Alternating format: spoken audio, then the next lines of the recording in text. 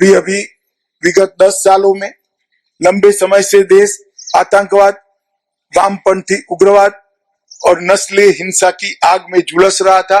काफी मात्रा में हमारे बहादुर पुलिस जवानों के परिश्रम के कारण इस पर नकेल कसने में सफलता मिली है, मगर हमारी चुनौतियां खत्म नहीं हुई है। Organized crime, cyber crime, interstate और international financial crime, interstate gangs, ये ढेर सारी नई चुनौतियां आज हमारे सामने है।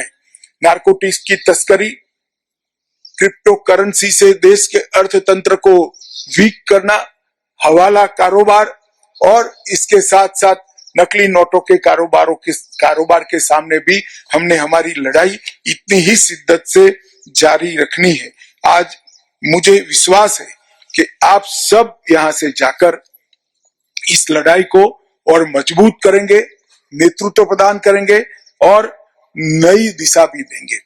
मैं आज आपको बताना चाहता हूं कि आप जब सेवा में आपका प्रथम पैर रखेंगे यहाँ से निकलकर, तब देश एक नए युग की ओर जाने की शुरुआत कर चुका है। अंग्रेजों के समय से 1850 के आसपास बने हुए तीनों कानून जो हमारी क्रिमिनल जस्टिस सिस्टम का चालक बल है, सीआरपीसी, आईपीसी और एविडेंस एक्ट, ये तीनों कानूनों में आमूलचूर परिवर्तन कर सरकार ने 3 नए कानून देश की संसद के सामने रखे हैं। अभी गृह विभाग की संसदीय समिति इसका अध्ययन कर रही है। कुछ ही समय में ये कानून पारित हो जाएंगे और ये कानून के आधार पर हमारी नई क्रिमिनल जस्टिस सिस्टम की शुरुआत होगी। मित्रों, जब आप जिम्मेदारी संभालने जा रहे हो, ये युग परिवर्तन का दौर, अंग्रेजों के समय में बने हुए कानून के युग को समाप्त कर भारत नए विश्वास, नई आशा, नए उमंग के साथ नए युग में पैर रख रहा है।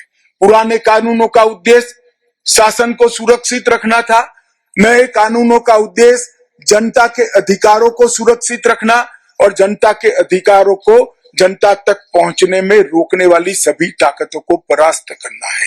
ये मूलभूत अंतर के साथ ये तीनों कानून जब आप प्रशिक्षु से अधिकारी बनकर जाएंगे, तब आपके हाथ में होंगे।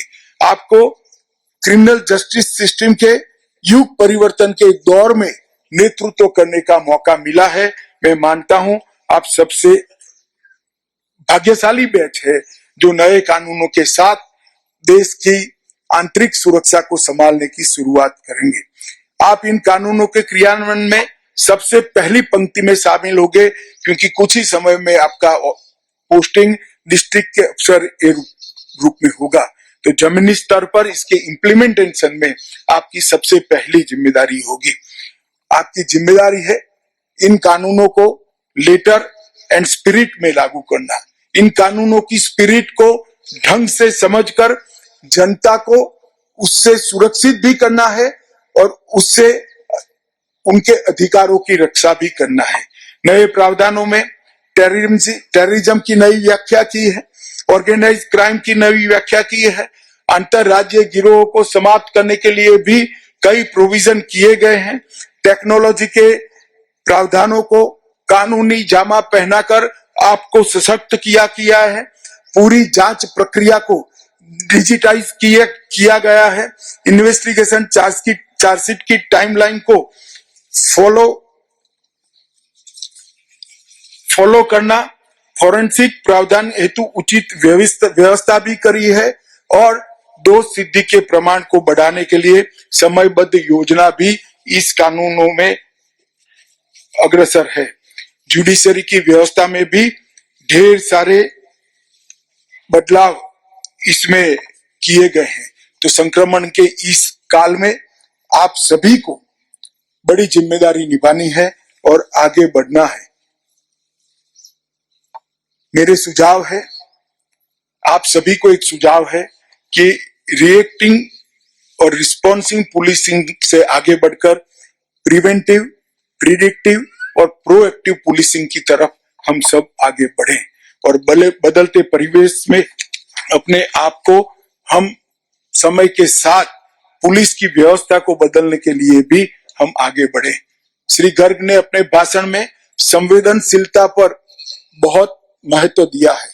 आप लोगों की संवेदनशीलता को जागरूक करने के लिए एक बीज बोया है, ऐसा उन्होंने अपने प्रवचन में बताया है।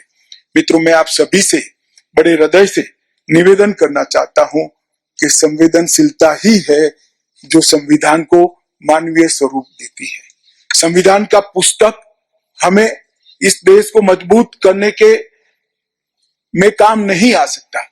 हमारे संविधान निर्माताओं ने संविधान की पुस्तक के अंदर जो स्पिरिट रखा है, वो स्पिरिट को संवेदनशीलता के साथ समझकर इसको लागू करने की जिम्मेदारी हमारी है। अतः मेरा आप सभी से निवेदन है कि हमारी संवेदनशीलता देश से गरीब व्यक्ति